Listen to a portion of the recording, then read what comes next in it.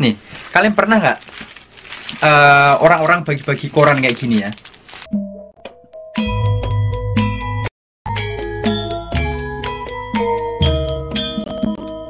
Nah, di video kali ini aku pengen share pengalaman aja ya, karena aku lihat ini sudah banyak turis masuk, udah bisa masuk Jepang ya, dan bordernya udah dibuka, dan banyak juga teman-teman yang mau pengen kerja ke Jepang juga sudah bisa masuk ke Jepang juga untuk bekerja.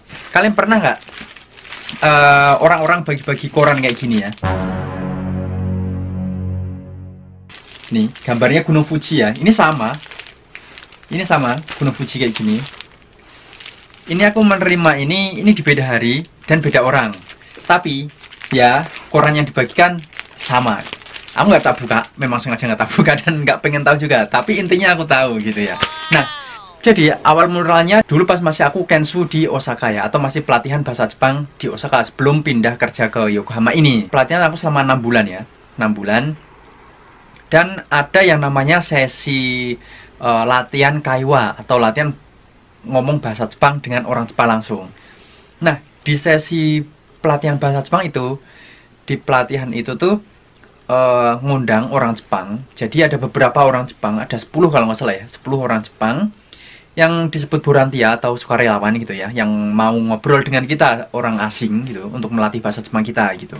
Nah, itu ada beberapa seminggu sekali ya kalau nggak salah dulu itu ya, untuk ngobrol sama orang Jepang itu.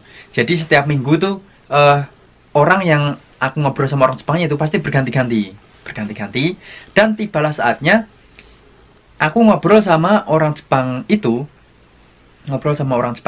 perempuan, ibu-ibu ya, ibu-ibu lah ya, umur 40-50 tahun lah ya. Kalau 50 tahun di sini tuh kelihatan masih ibu-ibu, masih nggak kelihatan kalau masih udah tua banget gitu, nggak kelihatan, masih muda gitu ya. Nah, singkat ceritanya, pada bulan itu tuh udah mulai bulan 11 dan udah mulai musim dingin gitu ya, udah masuk hawa-hawa dingin. Dan karena aku masih baru ke Jepang, nggak punya lah pakaian hangat gitulah ya, pakaian hangat. Aku lah tanya yang latih kaiwa gitu kan, dan ibunya itu merekomendasikan suatu tempat yang murah gitu. Karena aku tanyanya di mana di daerah sini tuh yang tempat penjualan baju hangat yang murah seperti itu. Dia menyarankan, dan dia satu orang ibu ini bilang ada nanti kita hari Minggu kita ketemuan di stasiun gitu ya, stasiun dekat pelatihan aku itu, tempat pelatihan aku itu, stasiun di situ. Hari Minggu kita ketemuan dan diantarlah ke tempat yang disebut penjual baju hangat dan yang murah gitu ya. Dan di situ aku nggak sendiri kan, karena di situ kadang kan rolling, latihan kaiwanya, latihan ngomong bahasa Jepangnya tuh rolling. Jadi setelah aku tuh ada temen aku yang ngobrol sama dia, sama lah temen aku diajak juga. Pertama dia ngobrol-ngobrol pas di kelas kan, terus akhirnya, oh kamu diajak juga, iya ya udah kita barengan aja berangkatnya gitu kan. Berangkatnya kita barengan hari Minggu pagi jam 7 kalau nggak salah, aku masih ingat banget itu, jam 7 pagi. Itu ketemuan di stasiun dekat tempat pelatihan aku di Osaka sana ya. Udah ketemuan di stasiun itu, terus kita, karena kita nggak tahu Jepang ya, waktu itu masih belum terlalu banyak tahu tentang Jepang, ya kita ngintil-ngintil aja lah yang sama ibunya itu ya, ngintil diajak mana ya udah kemana gitu. Kok perasaan lama banget. Terus setelah itu turun di stasiun itu tuh nggak ada yang namanya pasar ataupun jadi penjual baju atau celana seperti itulah. Itu komplek perkotaan gitu ya, gedung-gedung tinggi gitu ya. Nah, kita diajak lah jalan kaki. Saya ngikut aja ya sama teman saya ya, ngikut ibunya itu. Diajaklah ke sebuah gedungnya itu tinggi. Saya lupa ya, ini ceritanya itu udah hampir 6 tahun yang lalu kalau saya, 2017 ya, 2017 pas aku datang pertama-tama ke Jepang, 2017 bulan 11, aku ingat banget itu, bulan 11 masuk musim gugur dan itu kondisi sudah dingin ya.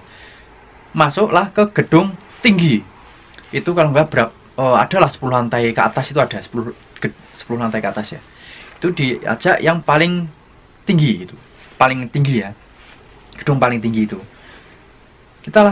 Aku pertamanya belum curiga, oh mungkin di ini ya, di gedung kayak gini ada murah gitu. Terus pas naik lift, naik ke atas, dia bilang gini, antar aku dulu ya ke tempat ini ya, nanti tak antar ini agak selesai ini gitu. Oh, dia udah, dia mungkin ada urusan dulu, kita nganter ke situ, terus nanti kita bakal diantar kemana gitu ya, ke tempat yang penjual baju hangatnya seperti itu. Terus setelah sampai di atas, ting, kita keluarlah dari situ. Itu di situ udah banyak orang, udah banyak orang. Kebanyakan orang Jepang, kebanyakan orang Jepang ya. Dan ya nggak ada orang mudanya, sedikit lah, orang mudanya sedikit, hampir orang-orang ibu-ibu gitu ya, 30 sampai 50 tahun, bahkan ada yang 60 tahun, antara umur segitu. Itu kita pertama di depan kayak ruang lobby gitu ya. Di lobby itu banyak orang. Pertama ngisi-ngisi dulu, ngisi-ngisi apa aku nggak tahu ya. Karena waktu itu bahasa Jepang juga masih terbatas, baca-baca juga masih nggak denger ya. Baca-baca juga masih nggak baca gitu ya, masih nggak bisa baca. Ibunya nulis-nulis, aku disuruh tulislah nama aku sama teman aku ya, tulis ini sini udah. Kita nunggu, waktu itu jam berapa ya, jam 9 atau jam 10 gitu ya. Sambil nunggu dia ngasih jus buah-buahan gitu ya. Dan dulu aku masih nggak suka gitu ya. Aku sama temenku, aduh rasanya nggak enak, gimana ya, katanya aku gitu kan. Udah diminum aja gitu. Ya namanya nggak enak ya, aduh nggak suka, gimana ya. Ya udahlah, pura-pura diminum tapi biarin aja. Karena lama nggak diminum, dia nawarin, gimana nggak suka. Iya, bilang apa ya, rasanya nggak cocok sama mulut kita gitu. Akhirnya dibuang lah ke tempat sampah gitu kan. Kan kita takutnya nggak enak kan ya, kalau orang Indonesia kan pekewuh gitu ya. Kalau misalkan dikasih tiba-tiba nggak diminum langsung dibuang kan, nanti kan nggak enak gitu kan, menyakiti hati dianya. Nah, setelah itu udah udah waktunya, kita diajak masuk ke sebuah ruangan. Dan ruangan itu aku udah curiga ya. Itu kayak seperti tempat ibadah. Bayangin, kita di sini saya pribadi, saya Muslim ya, Muslim. Dan pas masuk ruangan itu, dari pintu tuh udah kelihatan, di sana tuh udah kelihatan ada, maaf ya ini saya nggak menyinggung agama apapun, tapi ini saya menceritakan kisah nyata yang aku alami sendiri. Jadi di situ aku melihat pas dari ini tuh udah melihat sebuah patung lah, istilahnya gitulah, patung. Dah, saya suruh masuk sama ibunya itu. Aku kira duduknya tuh ini bebas ya, aku pengen duduk yang paling belakang. Dia ayo duduk sana gitu, dipilihkanlah tempat duduk paling depan sendiri, paling depan. Jadi aku temanku aku terus dia di sini. Dan di situ kalian tahu nggak, ternyata kita itu diajaklah sembahyang agamanya si ibu ini. Gimana bayangin? Dan di situ karena saya nggak tahu sama teman saya, ya udah aku tidur aja sih itu kan. Aku udah bilang ke ibunya ini, Bu maaf, saya sudah punya agama. Saya bilang gitu ya. Karena waktu itu saya nggak tahu, bener-bener nggak tahu mau diajak kemana ya. Ini mungkin buat pengalaman teman-teman supaya kalau diajak orang asing itu jangan mau, gitu ya. Terus balik lagi ke situ ya, Bu saya sudah punya agama gitu. Saya nggak bisa kayak gini ya. Saya nunggu di luar saja sama teman saya, bilang gitu. Terus ibunya bilang gini, yaudah kalau kayak gitu kamu tidur aja nggak apa-apa di sini. Yaudah aku lagi merem kan, tidur gini kan. Itu selama berapa menit ya, lama itu, lumayan lama, 30 menit sampai 1 jam kalau nggak salah ya. Itu benar-benar saya tidur ya. Dan di situ maaf ya, ini saya nggak menyinggung agama apapun. Di situ mereka berdoa dan ya nyanyi-nyanyi gitu lah ya. Udah selesai itu, kita keluar dari gedung itu ya. Keluar gedung itu, aku sama teman-teman gremeng ya. Wah ternyata diajak tempat kayak gini ya, gitu kan. Tahu gitu kan kita nggak usah ikut gitu kan. Itu ngambil waktu libur kita loh. Ngambil waktu libur kita. Kita pelatihan libur cuman hari itu, hari Minggu gitu ya. Tapi diajak ke tempat kayak gitu. Terus setelah itu jam berapa ya? Jam 12 kalau nggak salah ya. Apa jam 11 aku lupa. Dia bilang gini, ayo sekarang kalian mau kemana? Ditanya gitu coba. Lah, kan bukannya tadi ibu ini mau ngajak kita ke tempat yang jual baju murah, baju hangat murah, kok malah dia tanya ke kita maunya kemana? Lah kita ya nggak tahu dong, kita baru ke Jepang kan, baru ke Jepang diajak kemana, mau pengen kemana, ya nggak tahu kita mau kemana. Ya terus kita balik lagi ke tujuan awal. Bu, kita mau ini yang diceritakan ya ibu, dari ibu gitu, mau ini apa namanya, tempat baju, karena ini udah musim dingin, kita pengen beli gitu. Kalau murah, kalau ini tempat mahal di sana ada, dan kita mungkin uangnya masih menipis kan waktu itu kan, belum ada uang gitu. Terus diajaklah ke tempat, kalau ini benar ke tempat penjualan baju, dan diajaklah ke mana gitu, ke daerah mana, bukan Nanba, kalau Osaka itu bukan Nanba, Nanba yang masih kesana lagi yang jual baju-baju banyak itu, aku lupa daerahnya, daerah situ. Aku sama temanku, lah kok diajaknya ke sini, kalau di sini harga-harganya harga normal lah, aku sama teman-teman gitu kan.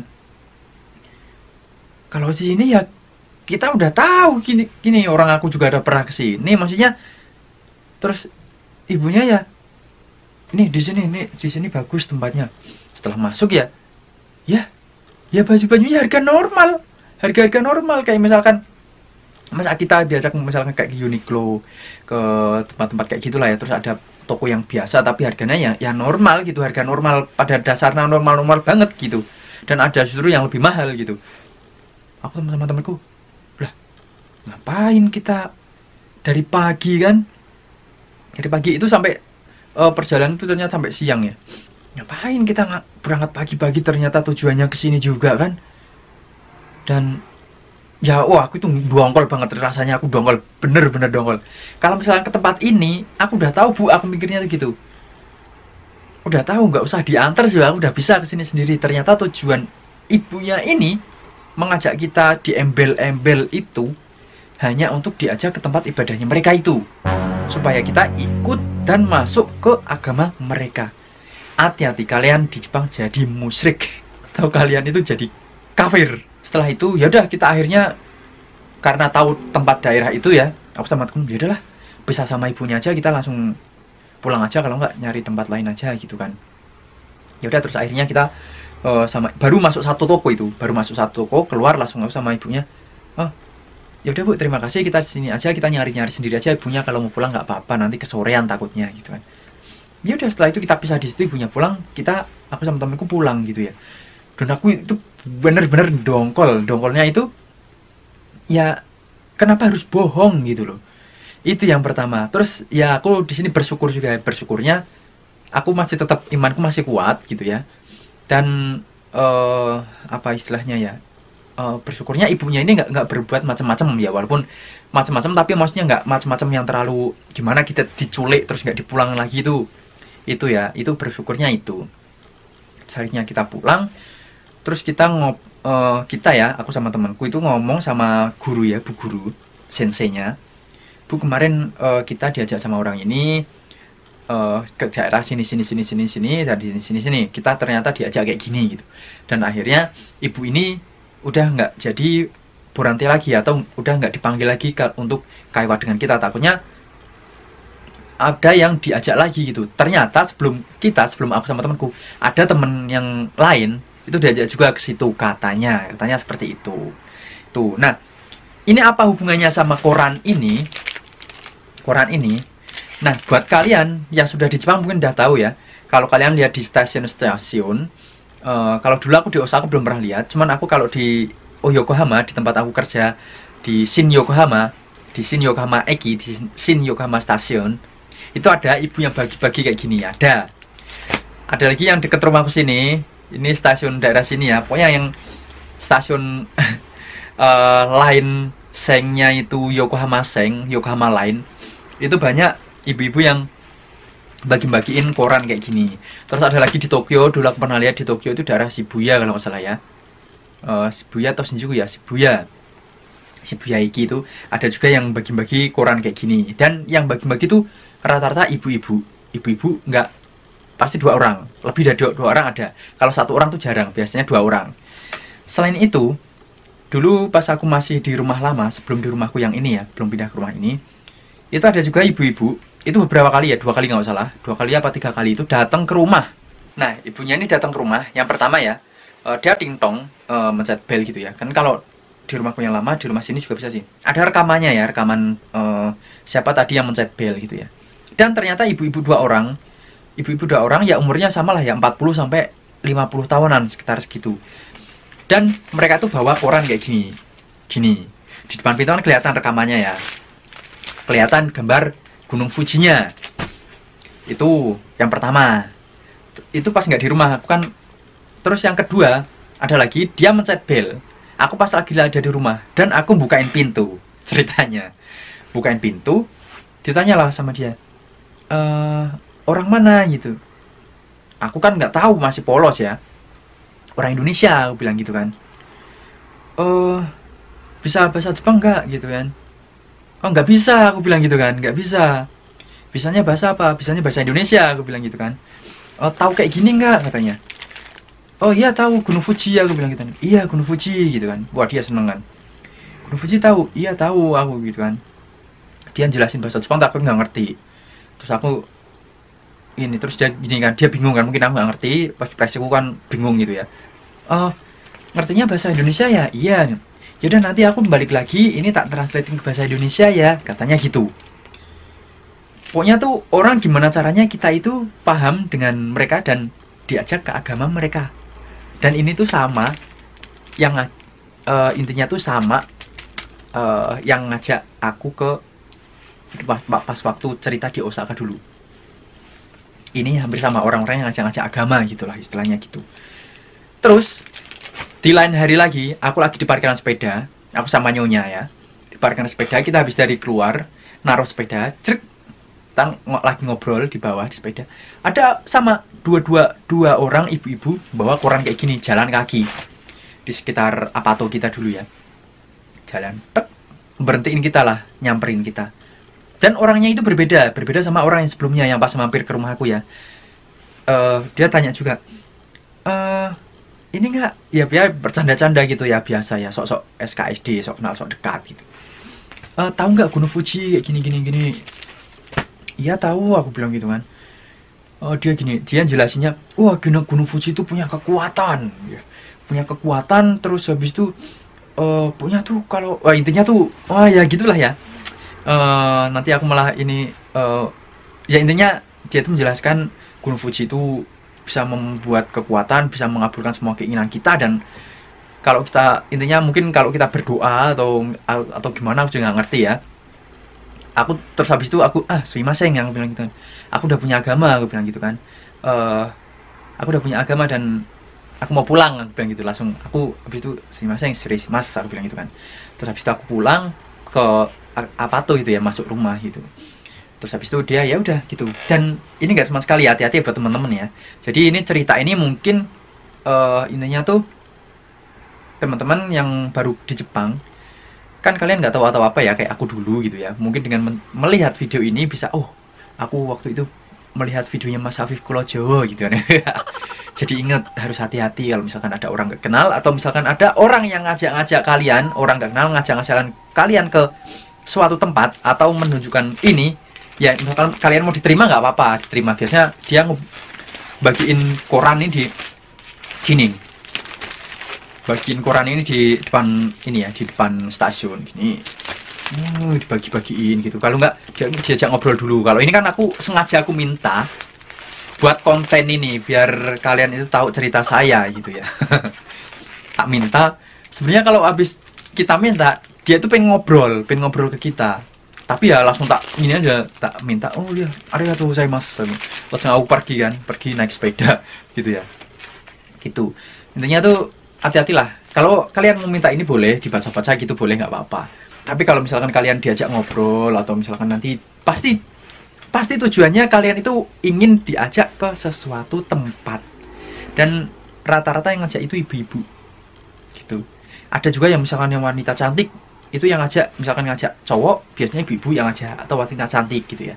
Nah kalau yang cewek sasarannya itu biasanya cowok yang ngajak gitu. Itu hati-hati buat teman-teman ya gitu. Nah mungkin itu aja ya cerita aku, semoga bermanfaat, atau buat teman-teman lagi yang baru pertama kali ke Jepang lebih hati-hati lagi gitu. Jangan lupa like, subscribe, dan share. Wassalamualaikum warahmatullahi wabarakatuh. Bye bye.